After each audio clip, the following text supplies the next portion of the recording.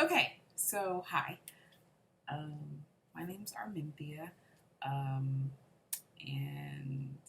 I suppose that, okay, so I need to say something, right? I need to say something. Okay, so hi, my name is Arminthia. I'm Ezmae's mom. Uh, and I'm stuttering, and I hate when I do that. But, anyways, I created this channel, or I'm creating this channel for a couple of reasons. One of the main reasons is like the big coronavirus scares that's going on right now. So I have a daughter that suffers from something called Noonan syndrome. Because of that, basically, what her Noonan syndrome is a genetic malfunction in her RAF1 gene and her PTPN11 gene. And because of that, basically, she has hypertrophic cardiomyopathy with pulmonary valve stenosis, and she also has a condition called HLH, which is a oh, now this one is a good one. I wrote it down to make sure I have it right. It's hemophyocystic. It's HLH, and basically, it's where her white blood cells attack her body internally.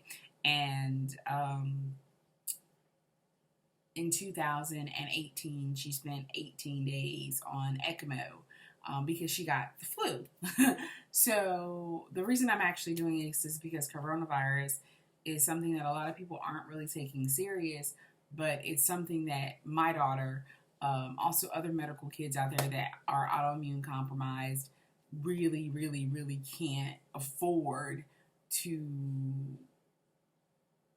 They can't afford to not be supported and protected. So I wanted to kind of start this YouTube channel a long time ago because I wanted to just kind of encourage parents to, support their children, especially when you have a child that does not have, and this is going to sound horrible, but their medical complications aren't visible. So what I mean by that is I have hair, but you guys can't see it, right? It's covered up. It looks nice under my scarf, or it's hidden by like whatever. My daughter is one of those kids. All of her injuries and illnesses and ailments are internal. When she had chemo last year, she did.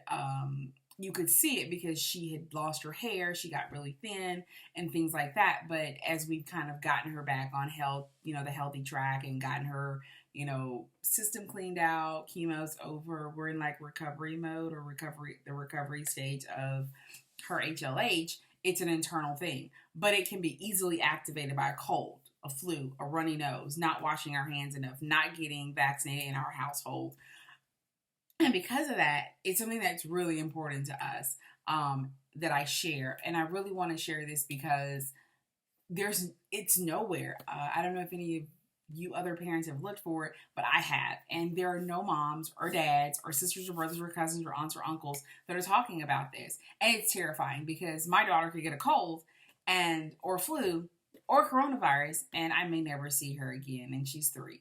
And I don't want that. My husband and I love our daughter. She's our only daughter. We don't have any intentions of having any other children, so she's kind of like everything we got, right? Unless when we get a puppy in like 2 years when she turns 5. But other than that, she's like our life support and our bread and butter. And so that's why I wanted to come on here and share that. So basically, I guess maybe like the reason I'm qualified to have this conversation, or what gives me the desire to have this conversation more so is that I have a 3-year-old. Her name is Ezmae, Ezmae, right? Ezmae, and we call her Ezmae Amy, or Ami, depending on if you're talking to me or her father. And she has something called Noonan syndrome, which we went over. She, on turn, has something called hypertrophic cardiomyopathy with pulmonary valve stenosis. And that's just a really fun way of saying that her heart valves are thin and the muscles around them are really super thick. And so it takes quite a bit for blood to flow through that. She's had 3 open heart surgeries already. Yeah, she's had 3 open heart surgeries. She came off of the heart transplant list She came off the heart transplant list October 2019. That means that she is good to go. Like, her heart is going to basically do the best it can by itself. We'll go back down that road if we ever need to. I have a really good friend who is going through that with her daughter right now, and it's the scariest thing because it's something that you have to say, as a mom or a dad, am I willing to let someone else's baby, because typically they have to be within a certain age range and size. And my daughter's smaller because of her Noonan syndrome, so she's a smaller 3-year-old. So her heart would come from a child that is as young as 17 months and as old as 2. And for me, that was something that I didn't really want another mom to go through, or a dad. I wanted my daughter to live, but I didn't want another parent to suffer the pain and anguish of losing a child so young to then come back and for my daughter to live. And so that's something that we'll get to in another video at another time. But I really wanted to kind of go over that and share that with you guys. So she spent 18 days on ECMO. She's had, like I said, the 3 open heart surgeries. She has had speech delays. She's had learning delays. She's had walking delays, crawling delays. And she's just like the coolest kid ever, right? And she had failure to thrive. She didn't eat well.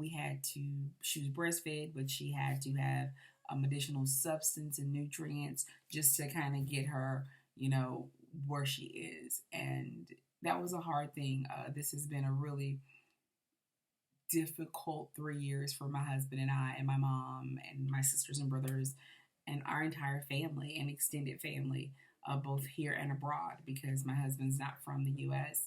And it's something that you have to find a support community for. And it doesn't always work that way. Your community sometimes has to move away. Sometimes they're just isolated like you are.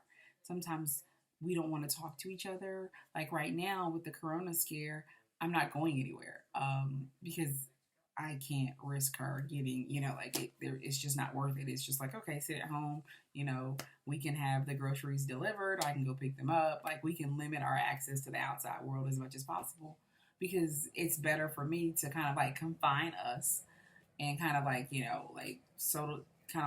distance ourselves socially from the rest of the world versus risking her not being here after this is over, especially when we're talking like a pandemic. Now, I'm not a medical professional at all. I am actually not by trade. I have a master's degree in business administration. So I am by no means certified to tell you any medical things.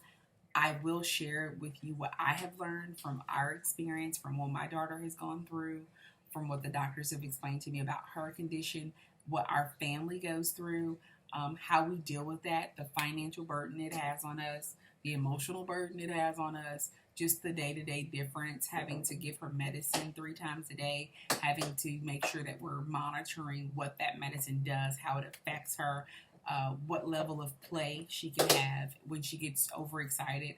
Even, it's so funny, in our home, we have to be mindful of the temperature of our house, because if she gets too hot, then it can trigger like her to start having rapid heartbeat, and we wouldn't be able to calm her down. If she gets way too cold, she'll have an allergy issue.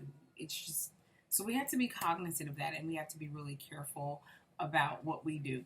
And with a husband that's from a really nice tropical country, he's from Gambia, he suffers the most because he has to sleep wrapped up like a burrito, you guys. Like, I'm talking like burrito, right? Because he is freezing cold all the time. And I'm hot all the time. So it's just this weird thing. But she's always perfect, right? And that's kind of how life works, is when you have children, you step back and you say, okay, well, my baby is the most important thing. Okay. So also in this, series or on this channel, what we're going to kind of explore is the fear, the pain, the grief of the perfect child. Your child is absolutely perfect, right? Your child is going to be perfect.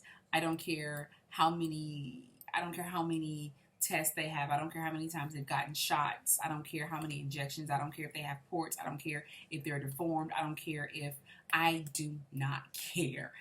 It doesn't matter. Your daughter or your son is perfect. Or even if your child chooses not to pick a specific sexual group or orientation or, I guess, classification, your child is perfect. I don't care at what level, right? So for me, my personal story is kind of goes like this. So I got married, yay. I went to Gambia to live with my husband. I was there for like 4 months or so. Let's just say 4 months. And we got pregnant, yay. And so I was always had issues with pregnancy. Something I never really, but I had issues. I struggled with getting pregnant, having issues conceiving. So I was super diligent and mindful of what my body was going to go through. So I had tests on top of tests. I ate perfectly. I followed all the eating rules. I didn't overexert myself. I slept a lot. I kind of like went from working full time 50, 70 hours a week to like 30 maybe. Like 20, 30, somewhere in there. So I did all those things, I de-stressed myself as much as I could, kind of became like a social butterfly where as long as it like spoke with women, encouraged myself, listened to music, listened to empowering videos, read empowering books, read parenting books, all those things. I made sure that I followed all the rules. However, my daughter came out with a genetic disorder. It terrified us because basically she just wouldn't grow. So she was born 7 pounds, 1 ounce, and she wouldn't grow. She would not grow. So she was born November, and by February of the following year, she was diagnosed with something called failure to thrive. I don't know if any of you guys have experienced that. It's basically when your child is not growing. It literally is. You're doing everything you're supposed to do. You're feeding them enough. You have enough. Like, I gained tons of weight trying to make sure that she was great and she did the things that she needed to do. And her body, she had enough fat content in her food. I had enough fat content in my breast milk. My daughter just wouldn't grow. She just decided, I'm not in the mood. She also started developing like this thing where she didn't want to eat, which was something that it was terrifying because I was pumping, I was feeding her, but she wouldn't eat. We were terrified. And so, it's something that we really went through. So that's, that was kind of like that whole phase. And as we went through that, she started developing all these other things in addition to that. And that's when we kind of started getting her diagnosed and getting her tested. But what we want to do is kind of just encourage everyone. Remember, the World Health Organization, the Center for Disease Control is saying, wash your hands, right? They're saying you're more likely to catch the flu than the coronavirus, but they're not sure.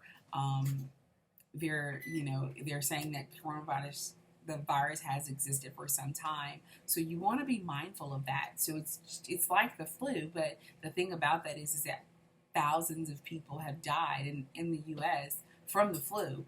And so I'm not saying get vaccinated or anything like that. I'm just saying wash your hands, like get some hand sanitizer, right? So squeeze, rub, right? So hit it real good. I think they say like, so the running joke right now in a group of my mom friends is sing Baby Shark, and by the time you get to Daddy Shark, you're good to go. Hello. So shout out to whoever created Baby Shark. Thanks for torturing us for like the next 6 years. But anyways, that's neither here nor there. But basically that's it, right? And so what's really cool about this is that you make the choice of what to do. For me, what we're doing in our household is we're being mindful of who our daughter's around. We're making sure we wash our hands. The kids are out on spring break because she does go to school part-time right now. She does an afternoon school. And so because of that, we're really, close contact and close communication with her teacher about this. What are we going to do? Are we cleaning the class? Are we sanitizing the school? What are we doing? Because we need to make sure that our daughter